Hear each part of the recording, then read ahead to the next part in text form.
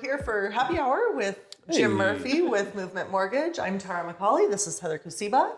And yeah, let's learn about you, your business, and everything we've ever wanted to know about lending. Thank you for having me. So just start off, tell us how you became a mortgage lender.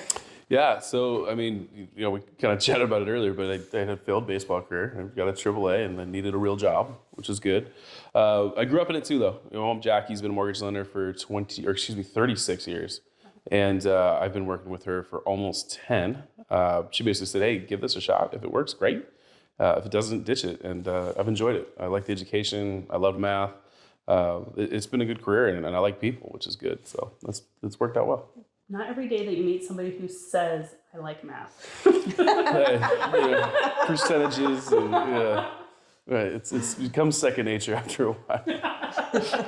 So what is your proudest or most memorable moment in your mortgage career? Yeah, I mean, first-time buyers are just fun. I mean, their light bulb goes off. They realize what they're about to accomplish, and then they accomplish it. And that to me is so fun. We had a young couple in Whidbey Island. Easy to remember just because it was a postal worker and a teacher, super young, less than $10,000 in the bank. Didn't think they had a shot to potentially buy something of their own.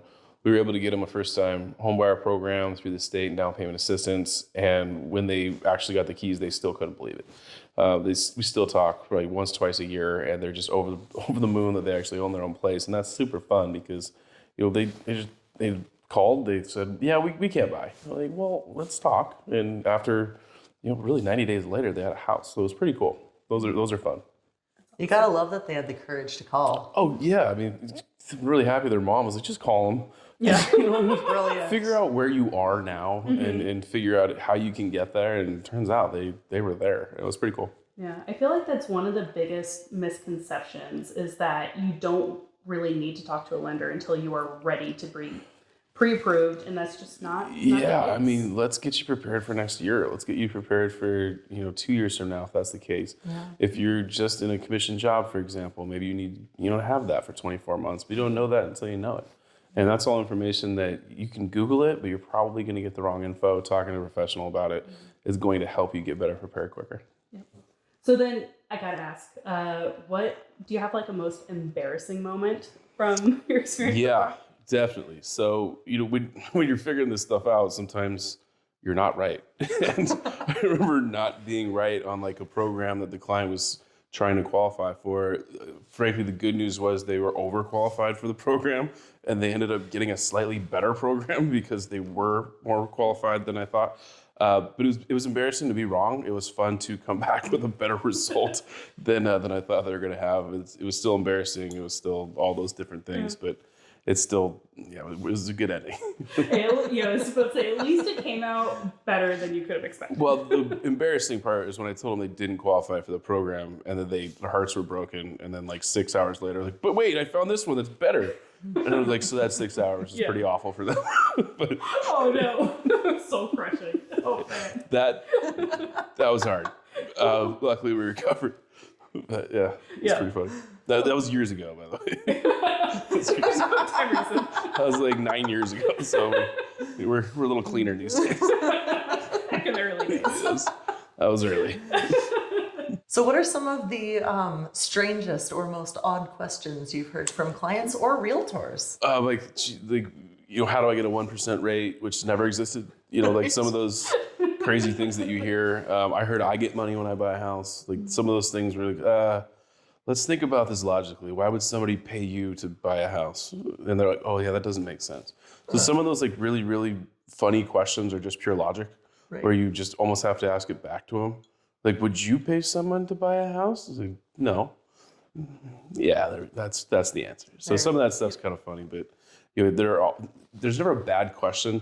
Sometimes it's you got to think about how to answer it to make it make sense, and those ones are always kind of funny. So what is the single best advice you can give to basically anybody walking down the street, anybody watching this video? What is the single best piece of advice you could possibly give somebody? Buy as soon as you can. I mean, that's the best way to build wealth is to invest early, either in homes, either in your own savings, whatever it looks like. But if you buy in your early 20s, you're going to have more equity in a property that you buy then than if you did 10 years later in your 30s. And it kind of goes with anything that you do. It's kind of the rules of sevens, right? If you have an investment for 7 years, you should make almost a double return on it. That's kind of the law of averages on it. It's kind of the same in housing. So buy as soon as you can and invest as soon as you can, because ultimately you'll be able to use that money in the future to, have a move up purchase or, transfer that to something else. So as early as you possibly can, as long as it makes financial sense. Tell me a little bit more. You grew up here. You've been around here for a long time. Yeah. What are some other things that you like to do for fun in the area? I mean, wine tasting's big. Some of my favorite wineries are definitely in Woodinville. I've got some favorites in Walla Walla. Love to golf. So I belong to a golf course in the area here in Fall City, close to, Redmond, Woodinville. I grew up in Kirkland, so, still live in that area too. I love that. Love the restaurant scene. Love going to Mariner games as a professional athlete, my past baseball-wise, so I love going and watching games, played college baseball. I used to ski and snowboard a lot, going to Stevens and all those places. Now I hike more than I ski. I still prefer to golf, so if given the chance, we'll maybe do 1 or 2 ski vacations a year going locally, maybe driving to Bend or going to Sun Valley or Whistler. All those are relatively close, so Yeah. Doing a weekend there is more fun than doing an annual pass at Stevens Pass. That drive is rough. The coolest part about the Northwest, too, all the islands, right? I mean, you can actually just hop a ferry and find a totally different culture, neighborhood, the whole thing. Absolutely. Friday Harbor, Roach Harbor in the summer, all those. I mean, this is a really special place when you get to know it. It's pretty fun. So, what are some of your favorite restaurants in the area? I was pretty excited when Woodinville got Walla Walla Steak Co. That was a huge favorite of mine, going to Walla Walla probably once a year for the last 5 or 6. And they opened Woodinville, which is awesome. I love that place. I always get the bar burger. It's my favorite. But that's probably number 1 would be there. I do love going to Seattle. Pink Door for Great Italian. There's an awesome spot in North Seattle called Brunello. Big Italian fan. They do some really fun monthly dinners there. But yeah, those are probably top 3. Yum. I know that I've taken a couple of your recommendations in the Yeah. past for food, and they're always top notch. Yeah, I like love the teriyaki place in Bothell. Yeah, the place is Holy crap, awesome. that place is I amazing. can't take credit. My brother found that one. Oh, Yeah. okay. Well, it's good. It's a good recommendation. Yeah, it's a Joya in the Canyon Park. It's fantastic. Yeah. That Yeah, got place is passed good. on to me, by the way. Hey, Yes. there you go. There you go. No, that place is legit. Bothell's got some great spots too. They've got some really great little cocktail bars in downtown Bothell. Those are super fun. Oh, for sure. But yeah, I mean, Seattle's got all sorts of pocket neighborhoods too. Oh yeah, so many great restaurants in this area. Yeah. More than I think anywhere else I've ever lived. It's just the best pocket. I mean, we always forget we're a big city, right? And we've got all sorts of little neighborhood bars and grills, and Seattle's got crazy restaurant scene, especially with Ballard, Fremont. I mean, there's 80 restaurants in Ballard. I don't even know, 100. It's Believe it. it's wild. It's Jim, good did stuff. you grow up here? I did. Went to Juanita High School. I grew up in basically the border between Kirkland and Kenmore, and went to Washington State University. Stayed local. I was on the East Coast for about 8 years doing the baseball gig, and came back in 2014, and been here since. I forgot that you're a coug. Proud coug. We've just Proud waged coug. war. All War right. has happened. It's not easy to be a coug. Okay? Do I need to sit between you two? Probably should. As a husky, I'm a little offended. It's easy to be a husky in Seattle. Okay? Oh my god. We talked a little bit about just you really like teaching, you really like Yeah. educating. So is it possible, like I know that you're great with teaching your clients, educating your clients on everything that they want or need to know. Is it okay if I share your information for like the caption of this video to Anytime. Yep. people Absolutely. to reach out, ask questions? Yeah, and we touched on it earlier too. Just you don't have to be ready to buy. It could be something as simple as like almost like a finance 101 class, and I'm not a financial advisor, so I can't give like market advice. But we could talk about simple things like saving percentage, or what you should set aside for rainy day funds. Like if you don't have that guidance from a parent or a financial planner, like we can be that. Like we can help you with credit repair stuff. We can help you get ready for a purchase next year. Maybe you already own and you want to invest in a second house. Maybe that's something you want to do in the next 3 years. We can help you plan for that. So investment property out of state, investment property in state, maybe you want to buy a duplex. There's all sorts of different avenues you can go. But all those things we can help with now for a future purchase, or just regular day-to-day finances. We're always open to that. We love helping people figure out their finances. That's fun for us. So yeah, anytime.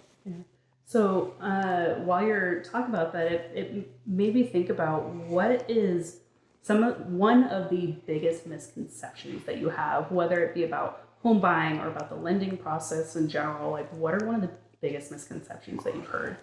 People think it's really hard, and that's really what we try to do as a professional is make it simple. We look at income, we look at assets, we look at credit, we look at debt profiles, and figure out what you can afford on top of that, and educate you and show you how you can afford it, or how you can afford it, but maybe it's a stretch. Like that's a conversation we have a lot. Like that you wanted this payment at X, but that house you want is Y. That doesn't actually match up. So sometimes that's a common misconception. Sometimes the misconception is like, I can only afford X when really you can afford more. And, figuring out what your real numbers are empowers you to, make a decision that makes sense. So that's a huge one for me.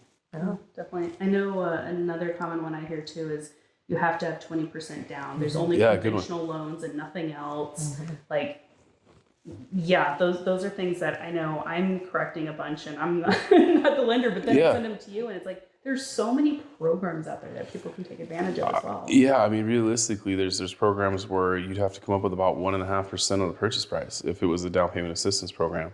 That's conventional or FHA. A lot of times, that's actually a good one. People say, well, you have a low down payment, I have to go FHA. That's not true either. So there's a ton of different loan products out there, conventional or FHA, or I have to have 20% down in jumbo. There's, 10% jumbo. There's 5% jumbo. It's going to be a little ugly on the rate side if you're doing 5% with that big of a loan, but that exists for certain people that it makes sense for, right? Like a doctor would be a good example in that scenario where they make a lot of money, they haven't been able to save a lot, but they have great income. So yeah, that's a really good question, and there's all sorts of common misconceptions out there.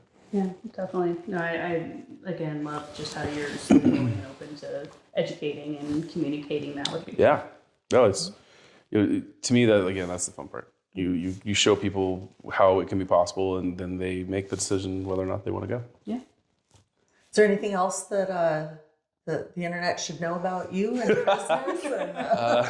I mean, I think of you. I think of stats. You are such a stats guy. You always kind of know how to dial it down and see exactly what's going on. Yeah, I mean, we love to follow trends, right? And it's no different than like watching kind of trends in stock markets. We do the same in bond markets. We do the same in like appreciation. We do the same in different markets too, right? Like you look at East Side versus Seattle is different. You look at Woodinville versus even Kirkland or Bellevue. Like they're all different neighborhoods. So getting really dialed in on like where people are looking and like what we see. Like we go to open houses. I mean, we go talk to agents in other places. We are boots on the ground in this area, so we really have a pretty good feel of what's going on. And a lot of times, like we'll know when multiple offers are happening, for example, well before the news cycle catches it. Or we'll know like people are out buying well before, or the opposite of what the news is saying, that's a terrible time to buy. Or like, is it? Because I'm pretty sure that these guys just got an awesome deal on this house. So that's really fun too. Well, we love that. Yep. I do love that. I love always fighting the media on what they say. Yeah. Some of this stuff is funny. What I love about that too is they'll say something one week and then like 9 days later, like, well, turn around.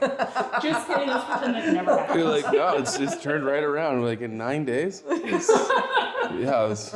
Like this started turning like 6 months ago when you were still preaching the old way of doing right, things. and it's actually now is actually a funny time about that, right? Interest rates are higher than they have been in a long time, but the price of houses is lower than it has been in a long time too. So. I look back on like a 2018 market and the same idea where you've got a little bit elevated interest rates off of what you did in 16, 17. A lot of the market paused. People got a great price on a house, and then all of a sudden 2 years later gained massive equity. And I personally feel like we're in the exact same spot. We just don't know how long. Thanks so much for coming, Jim. You are amazing. Anytime. Yes. I appreciate you having me very much. And these are sincerely two of the best. Like they're extremely knowledgeable. If you're with these two, you're in great hands. And I say that very sincerely. Thanks, Jim. Appreciate it. Aw. Thank you guys. Well, cheers. Cheers. Yeah, thanks for having me.